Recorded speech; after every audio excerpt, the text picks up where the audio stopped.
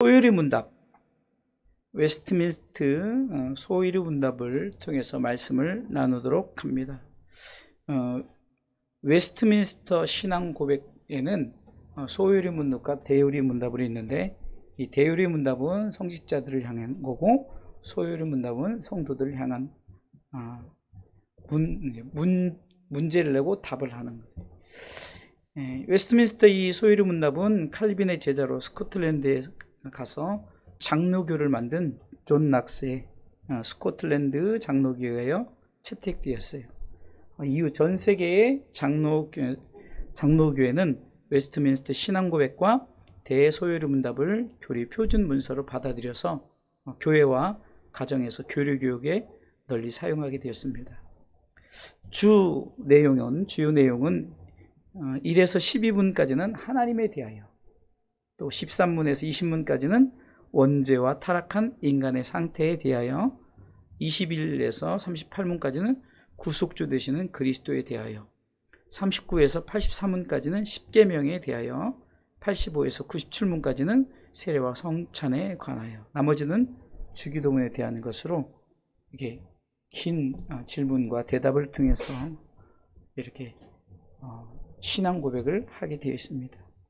오늘은 소요리 문답 중에 1문 1답입니다. 제 1문은 이렇게 질문하고 있습니다. 사람의 제일 되는 목적은 무엇입니까? 답은 하나님을 영화롭게 하는 것과 그를 영원토록 즐거워하는 것입니다. 자, 우리가 이것은 기본적으로 이제 첫 번째 질문의 답이기 때문에 한번 따라서 해보면 좋겠어요. 하나님을 영화롭게 하는 것과 그를 영원토록 즐거워하는 것입니다. 다시 한번, 하나님을 영화롭게 하는 것과 그를 영원토록 즐거워하는 것입니다. 그러니까 두 가지의 질문이 나와 있죠. 세상의 모든 피조물들은 주께서 지으신 목적이 있습니다. 하나라도 우연히 된 것이 없어요. 우리가 생각할 때는 세상의 미물들, 정말 우리가 흔히 이런 우리한테 안 좋은 바이러스들도 어쩌면 다 하나님께서는 그냥 창조한 것이 아니라는 거죠. 하나님의 계획 가운데 목적을 가지고 하나님의 지혜로 만든 것들입니다. 작은 미물들에게도 하나님의 뜻과 계획, 만드신 목적이 있으며 하나님은 그 모든 천지 만물을 다스리고 돌보십니다. 하물며 하나님 보시기에 심히 좋았던 우리 인간들을 향하신 하나님의 계획은 어떠하겠습니까? 하나님께서는 하나님의 질서 가운데 피조물들을 두시고 그 피조물들의 경배를 받으시기 원합니다. 수년 전에 우리에게 공포를 주고 있던 코로나19 바이러스도 어쩌면은 유전 정보를 가진 피조물인데, 우리가 알다시피 바이러스의 발생 원인이 박쥐에게서 시작됐다는 가능성이 있는데, 아무것도 아닌, 보이지 않고 존재조차도 제대로 몰랐던 바이러스가 이 박쥐에게 있었을 때가 문제가 되었었죠. 그것이 이제 사람의 몸에 들어왔을 때 결국은 어떻게 됐습니까? 박쥐에게 있을 때 문제가 없었던 것이 사람에게 들어왔을 때는 심각한 문제를 일으켰던 것입니다. 한마디로 자기 위치가 있어요. 모든 미물은 자기의 위치가 있는데, 자기의 위치에서 벗어나면은 엄청난 안 좋은 영향을 끼치게 된다는 거죠. 만물을 창조하신 우주 만물의 모든 질서와 목적대로 제자리에 유지할 때 하나님 보시기에 가장 아름답다는 거죠. 우리 사람도 마찬가지입니다. 사람을 지으신 목적 그대로 하나님께 경배하고 그 하나님을 기쁘시게 할 때 하나님 보시기에 가장 좋은 모습입니다. 과연 우리는 하나님 보시기에 좋은 모습으로 살아가고 있습니까? 하나님 인간을 창조하실 때는 심히 보시기에 좋았더라. 그래서 감탄하셨지만 창세기 6장에는 인간이 너무나 항상 악하고 죄악이 막 이곳저곳에 있다 보니까 하나님이 인간을 지었음을 한탄하셨어요. 그러게 오늘 이 소요리 문답 1문을 통해서 1답은 우리가 인생에 사람이 제일 먼저 어떤 목적을 갖고 살아야 할지를 분명히 말씀하고 있습니다. 인생의 제일 된 목적은 첫 번째는, 자, 따라서 하십시오. 하나님을 영화롭게 하는 삶입니다. 다시 한번, 하나님을 영화롭게 하는 삶입니다. 아멘. 한마디로 모든 삶의 영광은 하나님께라는 거죠. 오늘 본문의 말씀을 통해서 이렇게 말하죠. 그런즉 너희가 먹든지 마시든지 무엇을 하든지 다 하나님의 영광을 위하여 하라. 아멘. 바울은 모든 삶에 하나님의 영광을 위하여 하라 말합니다. 그런데 주님은 요한복음 5장 41절에 이렇게 말씀하셨어요. 나는 사람에게 영광을 취하지 아니하노라. 아니, 하나님의 영광을 위해서 살라 했는데 왜 하나님이 우리의 영광을 받지 않을까? 그러면서 제자들에게 마태복음 5장 16절에는 너희의 선한 행실을 보고 사람들이 하나님께 영광을 돌리게 하라 이렇게 말씀하십니다. 마태복음 5장 16절에 마태복음입니다. 이같이 너희 빛을 사람 앞에 비추게 하여 저희로 너희 착한 행실을 보고 하늘에 계신 너희 아버지께 영광을 돌리게 하라. 하나님께서는 우리를 통해서 영광을 받으시는데 하나님이 우리의 영광을 취하지 않는다는 거예요. 그것은 하나님께 영광된 삶을 삶에 있어서 어쩌면은 형식적이고 가식적인 그런 삶을 사는 그런 모습일지 모릅니다. 그러게 주님은 너희의 선한 행실을 보고 사람들이 하나님께 영광을 돌리게 하라죠. 그러니까 하나님께 영광 되는 거죠. 그러니까 내가 영광을 돌리는 어떤 긍정적이지 않고 내가 능동적이지 않고 내가 선한 행실을 했더니 사람들이 수동적으로 내 행함을 통해서 그 하나님께 영광을 돌리게 하라 이렇게 말씀하시죠. 왜 이렇게 말을 하느냐? 하나님의 영광에 대한 잘못된 오해가 있다는 거예요. 우리는 이렇게 생각하죠. 하나님이 우리를 볼 때 영광을 안 돌리나 이렇게 하나님이 영광을 받지 않는, 그러니까 내가 영광을 돌린다고 하나님이 영광을 받는다 이렇게 우리는 잘못된 오해를 할 수 있는데 결국은 바른 이해는 내가 하나님께 영광을 돌림으로써 하나님을 더 영화롭게 되는 것이 아니라는 거예요. 우리가 하나님을 영화롭게 한다면은 내가 막 하나님 기쁘게 하고 막 이렇게 해서 영광을 돌린다 이것이 아니라 좀 깊은 의미 속에서는 하나님의 영광에 대한 바른 이해는 아주 쉽게 하나님은 영광 그 자체예요. 그 영광을 우리가 세상 사람들에게 다 반사하는 것이죠. 그러니까 영광의 하나님을 세상 사람들에게 반사하는 거예요. 하나님은 영광의 발광체죠. 스스로 계신다고 말하죠. 창조하신 아름다운 세계는 하나의 거울과 같습니다. 모든 만물이 이미 하나님의 영광을 선포한다고 말합니다. 모든 피조물들은 우리가 햇빛으로 시작해서 모든 우주 만물의 모든 피조물의 주된 목적은 하나님의 창조주, 모든 것들을 만드신 그 하나님의 영광을 우리가 반사하는 거예요. 반사. 쉽게 말하면 하나님의 그 영광을 세상 사람들에게 선포하는 것입니다. 그래서 시편 19편 1절은 이렇게 말하고 있어요.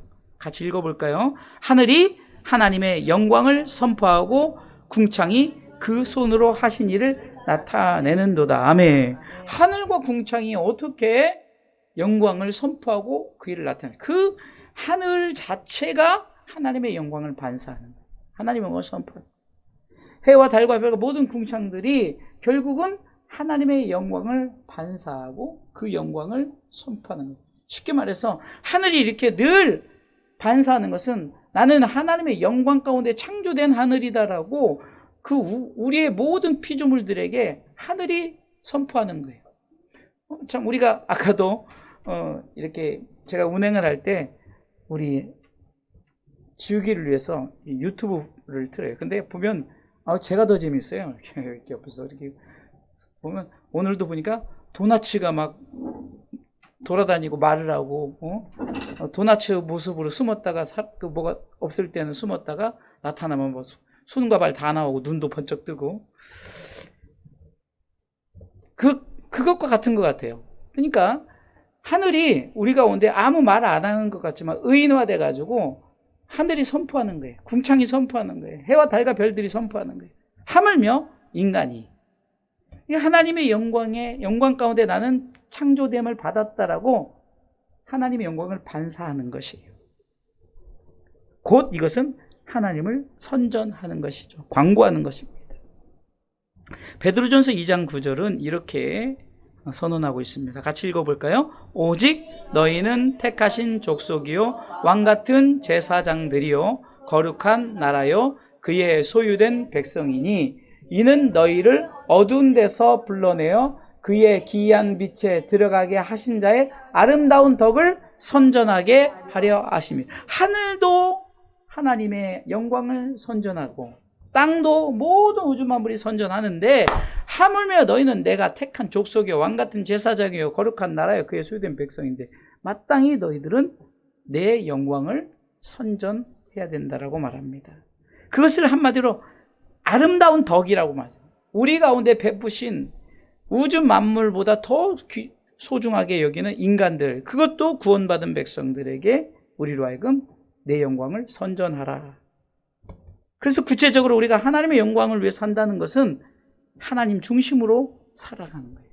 하나님 중심으로. 왜 하나님의 중심으로 살아야 되는가? 그것은 하나님이 자신의 형상으로 우리를 창조하였기 때문입니다. 창세기 1장 26절로 27절 같이 보도록 합니다. 같이 창세기 1장 26절로 27절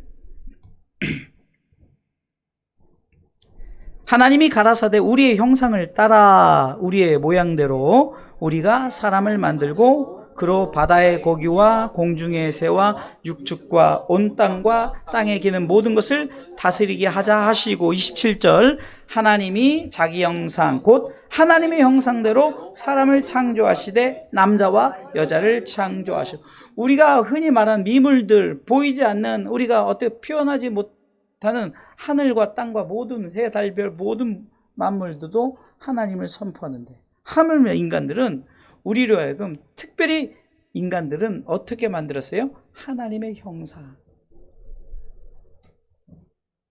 우리 양권찰님과 우리 김권찰님 얼굴을 딱 보고 우리 자녀들을 보면 닮은 데가 너무 많죠. 왜요? 부모의 형상을 닮았다는 거죠. 이게 우리도 마찬가지예요. 하나님의 형상을 닮았기 때문에 우리는 하나님 중심으로 가족들이 내가 엄마 아빠를 닮았기 때문에 엄마 아빠 중심으로 살아가는 것 이와 같은 거예요. 하나님 중심으로 살아야 된다는 거죠. 인간이 왜 타락했어요? 자기 중심으로 살았기 때문에. 아담도 그랬고 아담도 선악과도 자기 중심으로 따먹었어요. 노아 시대 사람들도 막 죄악의 관양에 자기 중심이었어요. 바벨탑을 쌓은 사람들도 한번 하나님과 같이 대보자고 바벨탑을 쌓다 그랬고 지금 이 시대 사람들도 그렇습니다. 하나님 중심에서 자기 마음대로. 그럼 삶의 어떤 영역에서일까요? 하나님 중심으로 살면서 삶의 영역은 성경이 이렇게 말합니다. 오늘 성경은 먹든지 마시든지 무엇을 하든지 다라고 표현합니다. 여기서 중요한 단어는 다입니다. 다. 곧 전부를 말하죠. 왜 삶의 모든 영역이라고 말할까요? 그러니까 전부를 왜 이렇게 하라 할까? 그것은 하나님 것이기 때문에요. 우리는 하나님 것이기 때문에 하나님이 우리 가운데 영광을 받으신다는 거예요. 시편 기자는 시편 100편 3절에 이렇게 고백합니다. 같이 고백합니다.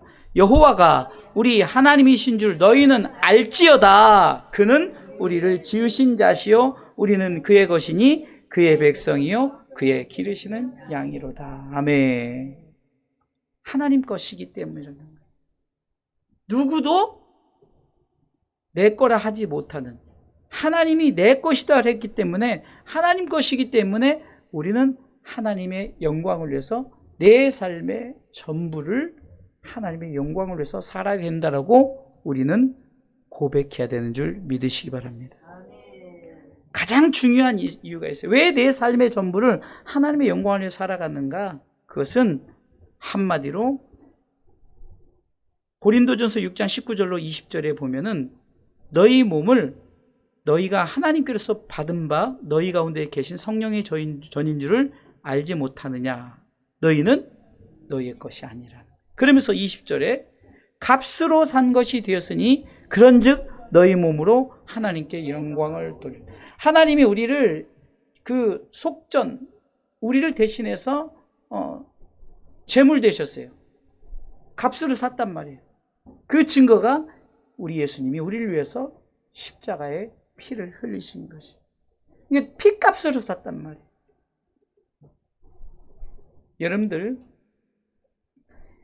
부모의 피를 물려받은 그 피는 아무리 자기가 그 피를 갈고 싶어도 그 피를 바꿀 수가 없어요. 아, 나는 A형인데, 아, 나는 B형 유전자를 갖고 싶어서 B형 그 피를 넣는 순간 사람이 어떻게 돼요? 죽어요. 피값이란 게 그거예요. 오직 예수 그리스도의 피값인 거예요. 그러니까 예수 피 외에는 다른 피 집어넣으면 우리는 죽어요. 그렇기 때문에 그분의 피값의 삶을 살아야 된다는 거예요. 네? 오직 예수 그리스도의 피값, 다른 피값이 아니에요. 그렇기 때문에 우리는 사람의 제일 된 목적 첫 번째는 바로 하나님께 영광된 삶이에요. 영광에 대해서 잘못 오해하지. 내가 영광을 돌린다고 해서 하나님이, 물론 우리가 영광을 돌리는 거예요. 그렇다 하나님이 영광이, 하나님은 이미 우리를 통해서 영광을 받으셔요. 그러니까 이미 우리는 그것을 받은 하나님이 우리의 영광을 우리 가운데 나타낸 것을 세상 사람들에게 우주 만물에 선포하는 것이 하나님의 영광을 산 것이다. 자, 두 번째는 그 하나님을 영원토록 즐거워하는 삶. 첫 번째는 하나님께 영광된 삶이죠. 두 번째는 그 하나님을 영화롭게 하는 것. 한번 쭉 점검해 볼까요? 그 하나님을 영원토록 즐거워하는 삶입니다. 자, 잘못된 이해가 한번 보겠습니다. 우리는 이렇게 생각을 해요. 사람이 하나님을 즐겁도록 한다는 생각. 그렇죠. 일반적으로 내가 하나님을 즐겁게, 그래서 우리 하나님 앞에 재롱도 부리고 뭐 찬송도 하고 이렇게 해서 일반적으로 이렇게 생각하는데 이것은 잘못된 이해예요. 그러면 바른 이해가 뭘까? 한번 읽어볼까요? 바른 이해는 하나님이 즐거움의 근원이 되고, 다시 읽어볼까요? 바른 이해 시작. 하나님이 즐거움의 근원이 되고 사람은 하나님으로 나를 위해 구원을 베푸셨기. 뭐 틀렸는데요. 하나님으로, 여러분들 보세요. 하나님으로 말미암아 즐거워한다는 것인데, 어떤 근거, 왜 즐거워하는 거로 쓰셨어요? 다시 한번 좀 수정해 주세요. 자, 하나님이 즐거움의 근원이 되고 사람은 하나님으로 말미암아 즐거워한다는 거예요.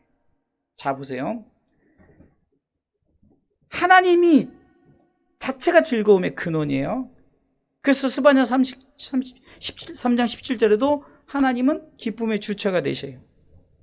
그러면 우리가 하나님을 영원토록 즐거워하는 것이 뭐냐? 하나님으로, 하나님 때문에 즐거워하는 거예요. 하나님 때문에. 구체적으로 왜 즐거워하는가? 이제 나오죠.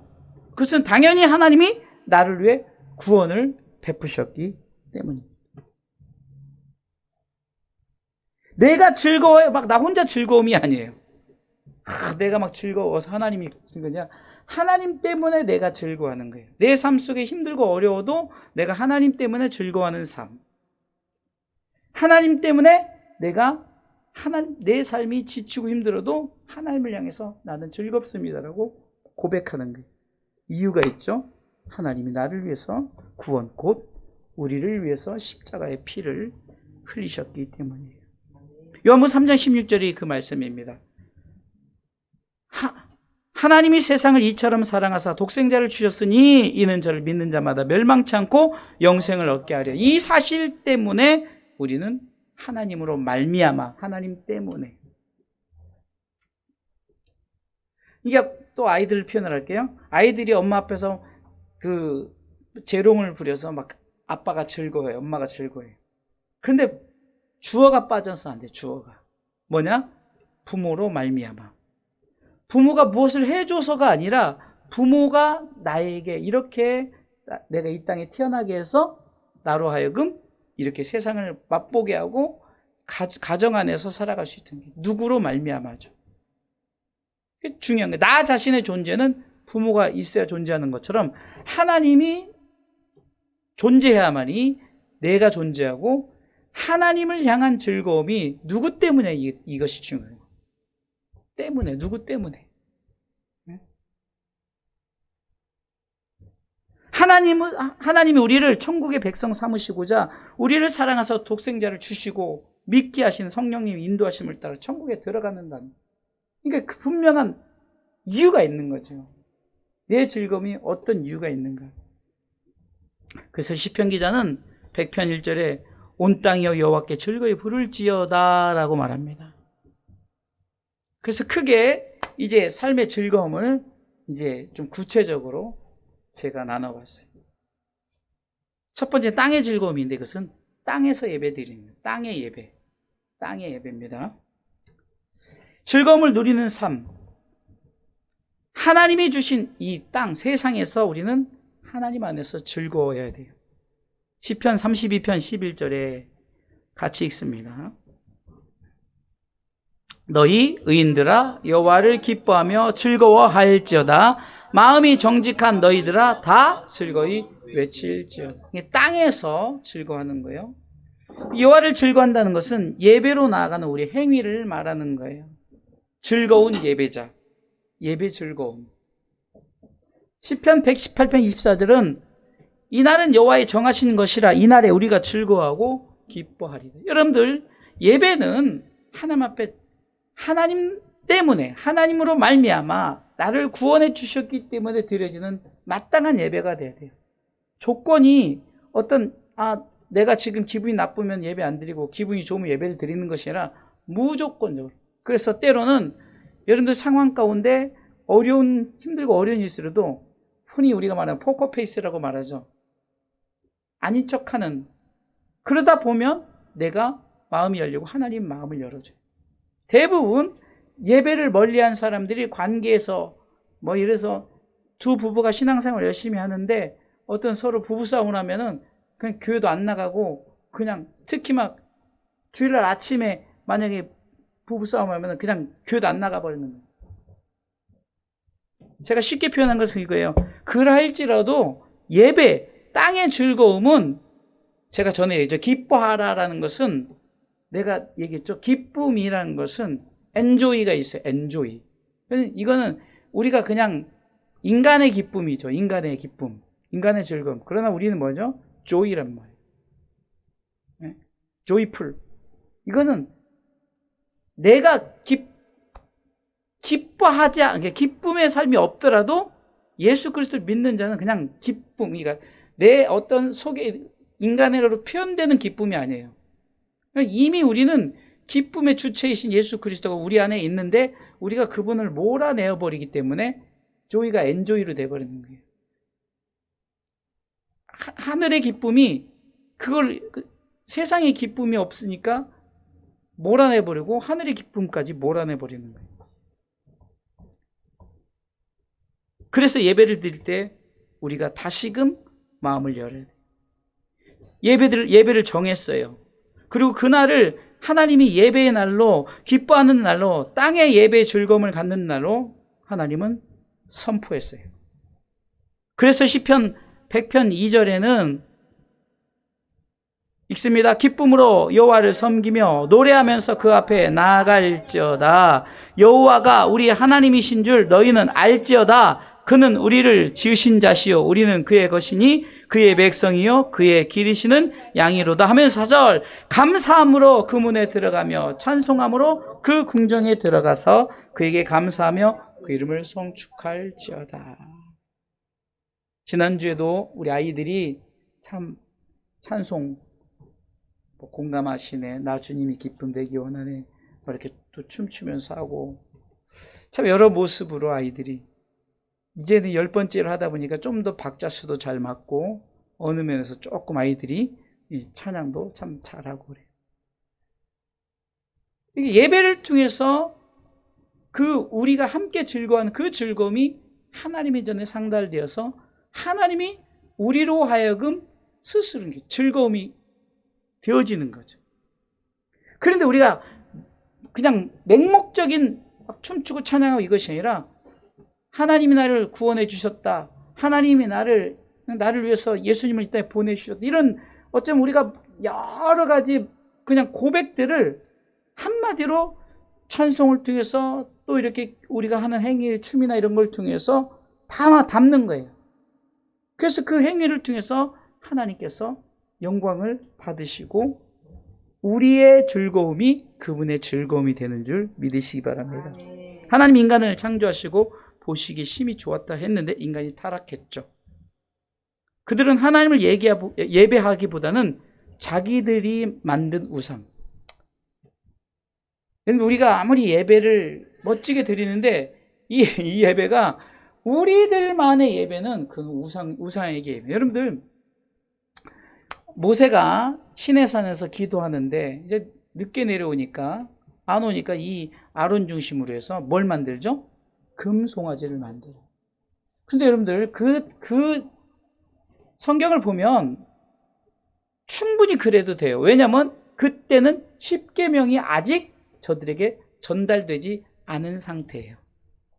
10계명에 1계명, 2계명이 뭡니까? 우상 숭배하지 말라는 거잖아요. 저들의 뜻은 순수해요. 뭐죠? 금을 녹여가지고 다 가져와서 얼마나 헌신했겠어요.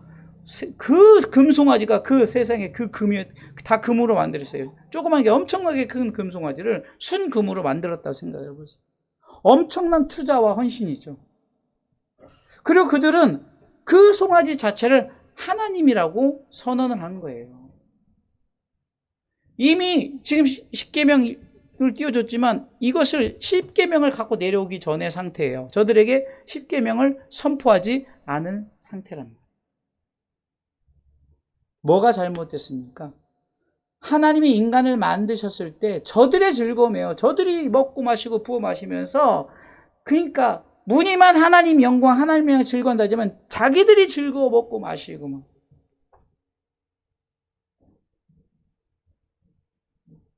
천주교와 이 프로테스탄트, 이 개신교의 다른 점이 뭘까요? 천주교는 예배 드리고도 술 마시고 담배도 피고 다 해요. 그 왜 그럴까요? 이제 그렇게 해도 된다는.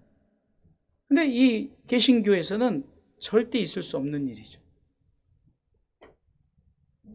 그러니까 우리가 그를 영원토록 즐거워하는 것이, 우리가 하나님 앞에 즐거워하는 것이 내 자신의 즐거움이 돼서는 안 돼.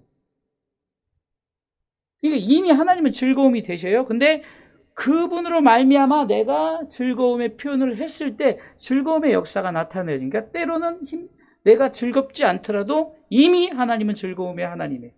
기쁨의 하나님이시에요.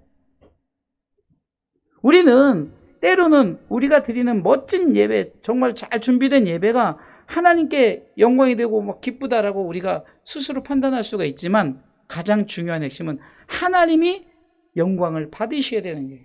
우리 아이들이 열심히 준비한 것이 하나님 영광을 받으시는 거예요. 비록 틀릴 수 있어요. 틀렸다고 해서 뭐라고 하지 않아요? 노래 못한다고 해서 뭐라고 하지 않아요? 중요한 것은 내가 하나님 안에서 어떻게 예배하느냐 중심이죠. 그렇기 때문에 우리는 때로는 우리의 예배 드림 속에 교만함이 자리 잡을 수 있어요. 자, 그러면 땅의 즐거움은 땅의 예배라고 그랬어요.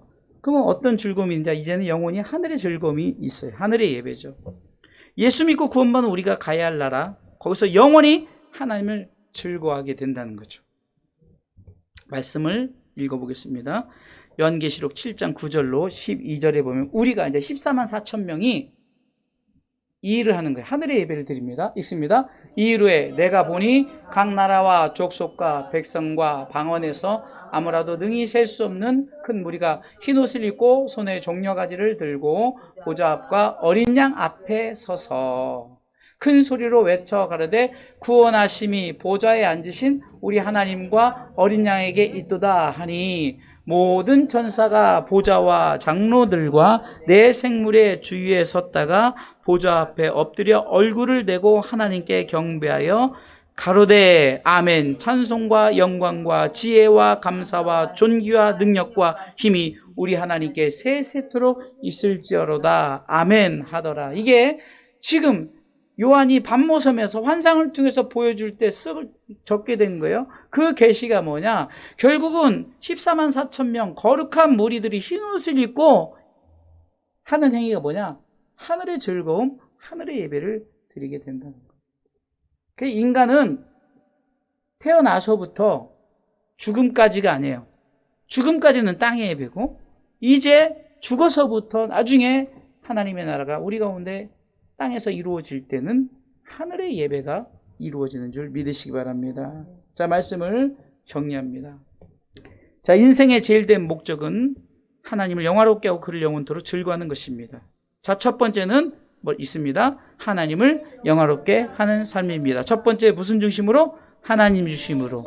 자, 영역은 삶의 모든 영역에서. 두 번째, 그 하나님을 영원토록 즐거워하는 삶입니다. 첫 번째, 땅의 즐거움, 땅의 예배. 읽어볼까요? 하나님이 우리를 구원하심에 대한 하나님으로 말미암아 즐거움의 삶, 곧 예배 삶을 살아야 됩니다. 그래서 예배 드리는 거예요. 하늘의 즐거움, 하늘의 예배, 우리는 영원한 하나님 나라에서 하나님을 예배함으로 하늘의 즐거움으로 살아갑니다. 이것이 바로 우리의 삶의 인생이 땅의 인생이 있는 것이라 하늘의 인생도 있는 거 아니겠어요? 그래서 우리는 이 하나님의 창조된 목적에 의해서 이렇게 하나님을 영화롭게 하고 그를 영원토록 즐거워하는 삶을 살아가시기를 주님의 이름으로 축원합니다.